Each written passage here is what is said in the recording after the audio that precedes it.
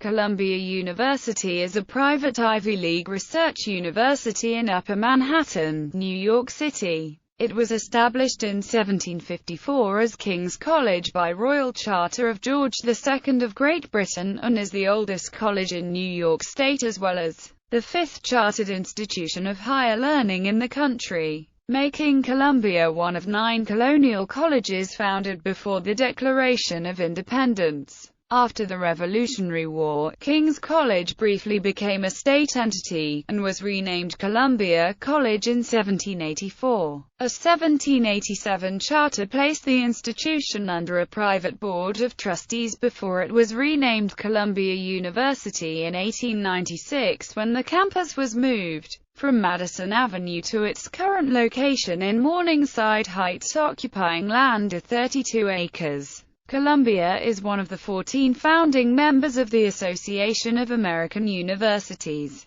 and was the first school in the United States to grant the M.D. degree. The university is organized into 20 schools, including Columbia College, the School of Engineering and Applied Science, and the School of General Studies. The university also has global research outposts in Amman, Beijing, Istanbul, Paris, Mumbai, Rio de Janeiro, Santiago, Asunción and Nairobi. It has affiliations with several other institutions nearby, including Teachers College, Barnard College, and Union Theological Seminary, with joint undergraduate programs available through the Jewish Theological Seminary of America, Sciences Po Paris, and the Juilliard School. Columbia annually administers the Pulitzer Prize. Notable alumni and former students include 5 Founding Fathers of the United States, 9 Justices of the United States Supreme Court, 20 living billionaires, 29 Academy Award winners, and 29 heads of state, including 3 United States presidents. Additionally, to date, some 101 Nobel Prize laureates have been affiliated with Columbia as students, faculty, or staff. History. King's College discussions regarding the founding of a college in the province of New York began as early as 1704, when Colonel Lewis Morris wrote to the Society for the Propagation of the Gospel in Foreign Parts, the missionary arm of the Church of England, persuading the society that New York City was an ideal community in which to establish a college. However, not until the founding of Princeton University across the Hudson River in New Jersey did the city of New York seriously consider founding a college. In 1746 an act was passed by the General Assembly of New York to raise funds for the foundation of a new college. In 1751, the Assembly appointed a commission of 10 New York residents, 7 of whom were members of the Church of England,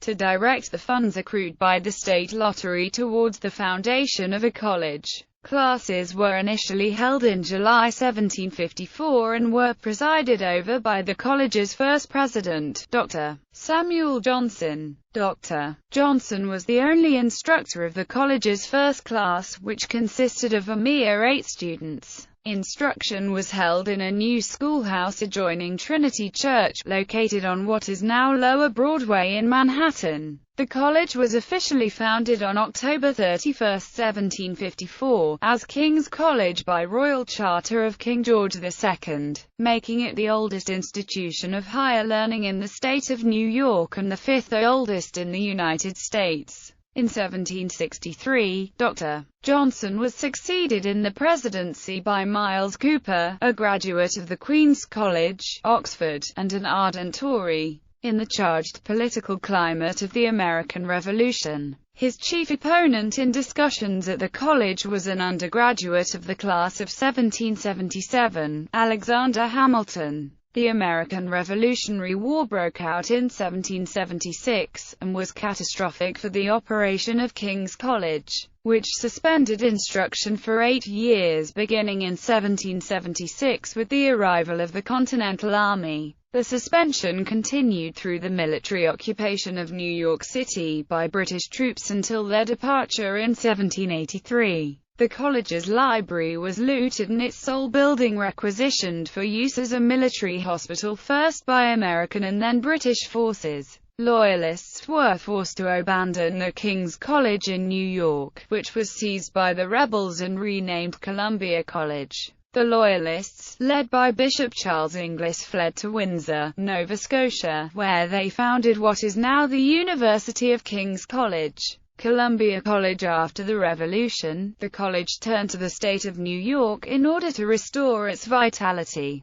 promising to make whatever changes to the school's charter the state might demand. The legislature agreed to assist the college, and on May 1, 1784, it passed an act for granting certain privileges to the college heretofore called King's College. The act created a board of regents to oversee the resuscitation of King's College, and, in an effort to demonstrate its support for the new republic, the legislature stipulated that the college within the city of New York heretofore called King's College be forever hereafter called and known by the name of Columbia College, a reference to Columbia, an alternative name for America. The regents finally became aware of the college's defective constitution in February 1787 and appointed a revision committee, which was headed by John Jay and Alexander Hamilton. In April of that same year, a new charter was adopted for the college, still in use today, granting power to a private board of 24 trustees.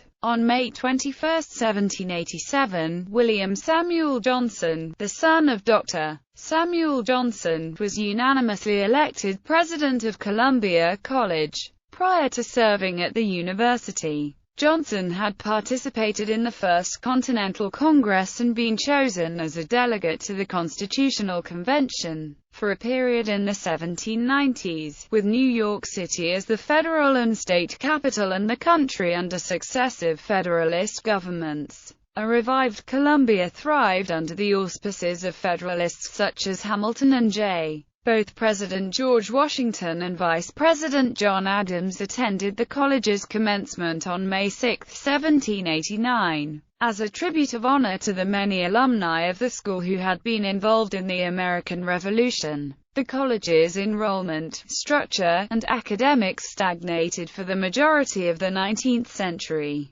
with many of the college presidents doing little to change the way that the college functioned. In 1857, the college moved from Park Place to a primarily Gothic Revival campus on 49th Street and Madison Avenue, where it remained for the next 50 years. During the last half of the 19th century, under the leadership of President F.A.P. Barnard, the institution rapidly assumed the shape of a modern university. By this time, the college's investments in New York real estate became a primary source of steady income for the school, mainly owing to the city's expanding population. Columbia University. In 1896, the trustees officially authorized the use of yet another new name, Columbia University, and today the institution is officially known as Columbia University in the city of New York. At the same time, University President Seth Low moved the campus again, from 49th Street to its present location, a more spacious campus in the developing neighborhood of Morningside Heights.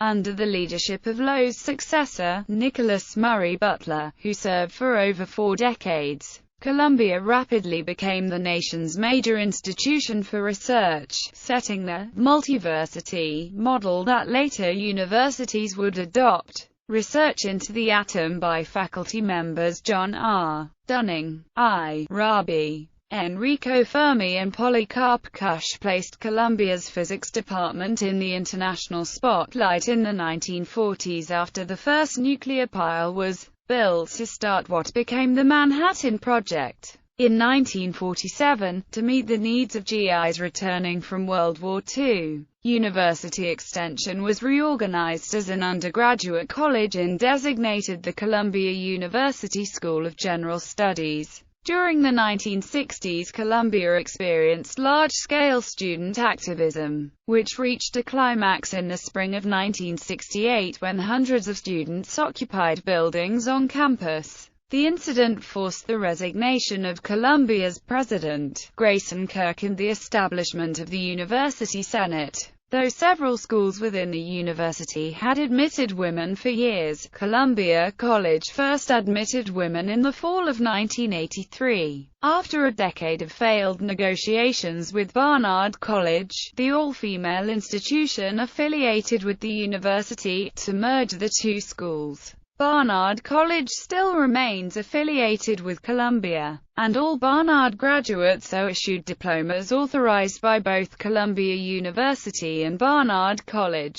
Campus. Morningside Heights. The majority of Columbia's graduate and undergraduate studies are conducted in Morningside Heights on Seth Lowe's late 19th century vision of a university campus where all disciplines could be taught in one location. The campus was designed along Beaux Arts principles by architects McKim, Mead, and White. Columbia's main campus occupies more than 6 city blocks, or 32 acres, in Morningside Heights, New York City, a neighborhood that contains a number of academic institutions. The university owns over 7,800 apartments in Morningside Heights, housing faculty, graduate students, and staff. Almost 24 undergraduate dormitories are located on campus or in Morningside Heights. Columbia University has an extensive underground tunnel system more than a century old, with the oldest portions predating the present campus. Some of these remain accessible to the public, while others have been cordoned off. The Nicholas Murray Butler Library, commonly known simply as Butler Library, is the largest single library in the Columbia University library system, and is one of the largest buildings on the campus.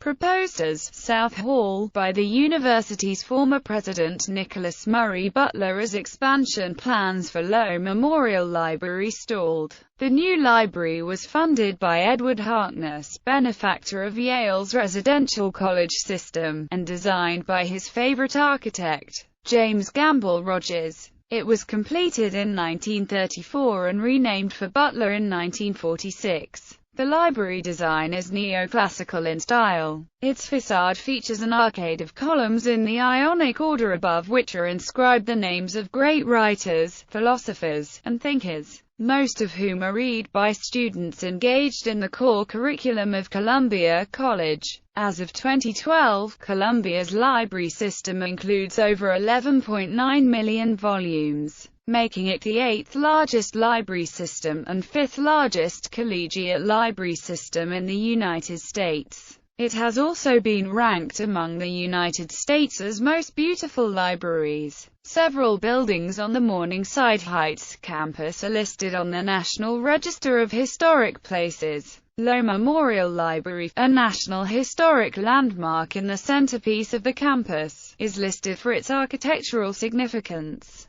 Philosophy Hall is listed as the site of the invention of FM radio. Also listed is Pupin Hall, another National Historic Landmark, which houses the physics and astronomy departments. Here the first experiments on the fission of uranium were conducted by Enrico Fermi. The uranium atom was split there 10 days after the world's first atom splitting in Copenhagen, Denmark. A statue by sculptor Daniel Chester French called Alma Mater is centered on the front steps of Lowe Memorial Library. McKim, Mead and White invited French to build the sculpture in order to harmonize with the larger composition of the courted library in the center of the campus. Draped in an academic gown, the female figure of Alma Mater wears a crown of laurels and sits on a throne. The scroll-like arms of the throne end in lamps, representing Sapientia and Doctrinae. A book signifying knowledge balances on her lap, and an owl, the attribute of wisdom, is hidden in the folds of her gown. Her right hand holds a scepter composed of 4 sprays of wheat,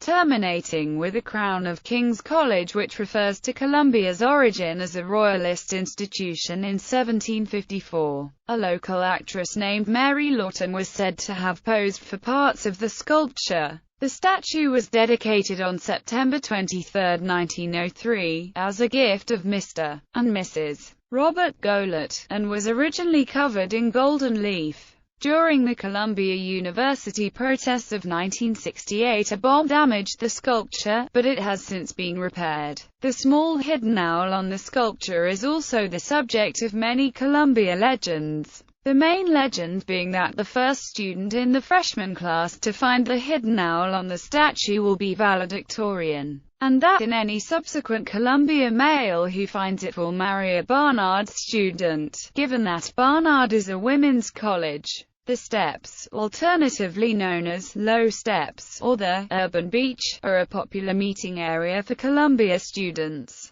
The term refers to the long series of granite steps leading from the lower part of campus to its upper terrace. With a design inspired by the City Beautiful movement, the Steps of Low Library provides Columbia University and Barnard College students, faculty, and staff with a comfortable outdoor platform and space for informal gatherings, events, and ceremonies.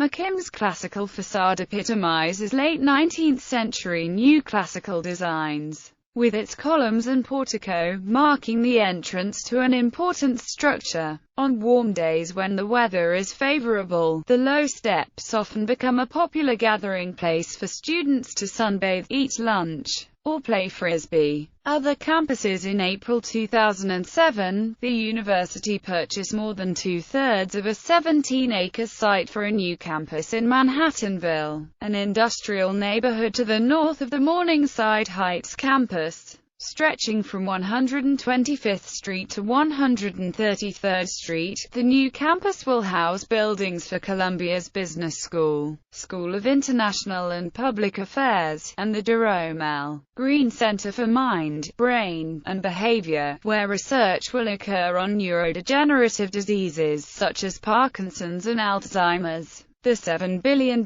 expansion plan includes demolishing all buildings, except three that are historically significant, eliminating the existing light industry and storage warehouses, and relocating tenants in 132 apartments. Replacing these buildings will be 6,800,000 square feet of space for the university. Community activist groups in West Harlem fought the expansion for reasons ranging from property protection and fair exchange for land, to residents' rights. Subsequent public hearings drew neighborhood opposition. Most recently, as of December 2008, the state of New York's Empire State Development Corporation approved use of eminent domain, which, through declaration of Manhattanville's blighted status, gives governmental bodies the right to appropriate private property for public use. On May 20, 2009, the New York State Public Authorities Control Board approved the Manhattanville expansion plan and the first buildings are under construction. New York Presbyterian Hospital is affiliated with the medical schools of both Columbia University and Cornell University. According to U.S. News & World Report's America's Best Hospitals 2009, it is ranked 6th overall and 3rd among university hospitals. Columbia Medical School has a strategic partnership with New York State Psychiatric Institute, and is affiliated with 19 other hospitals in the U.S., and 4 hospitals overseas. Health-related schools are located at the Columbia University Medical Center, a 20-acre campus located in the neighborhood of Washington Heights, 50 blocks uptown. Other teaching hospitals affiliated with Columbia through the New York Presbyterian Network include the Payne-Whitney Clinic in Manhattan, and the Payne-Whitney Westchester, a psychiatric institute located in White Plains, New York. On the northern tip of Manhattan Island, Columbia owns 26-acre Baker Field, which includes the Lawrence A. Wien Stadium as well as facilities for field sports, outdoor track, and tennis. There is a third campus on the west bank of the Hudson River, the 157-acre Lamont Doherty Earth Observatory and Earth Institute in Palisades, New York. A fourth is the 60-acre Nevis Laboratories in Irvington, New York for the study of particle and motion physics. A satellite site in Paris, France holds classes at Reed Hall. Sustainability. In 2006, the university established the Office of Environmental Stewardship to initiate coordinate and implement programs to reduce the university's environmental footprint. The U.S. Green Building Council selected the university's Manhattanville Plan for the Leadership in Energy and Environmental Design Neighborhood Design Pilot program. The plan commits to incorporating smart growth, new urbanism in green building design principles. Columbia is one of the 2030 Challenge Partners, a group of 9 universities in the city of New York that have pledged to reduce their greenhouse emissions by 30% within the next 10 years. Columbia University adopts LEED standards for all new construction and major renovations. The university requires a minimum of silver, but through its design and review process seeks to achieve higher levels. This is especially challenging for lab and research buildings with their intensive energy use. However, the university also uses lab design guidelines that seek to maximize energy efficiency while protecting the safety of researchers. Every Thursday and Sunday of the month, Columbia hosts a green market where local farmers can sell their produce to residents of the city. In addition, from April to November, Hodgson's Farm, a local New York gardening center, joins the market, bringing a large selection of plants and blooming flowers. The market is one of the many operated at different points throughout the city by the non-profit group Gronique. Dining Services at Columbia spends 36% of its food budget on local products.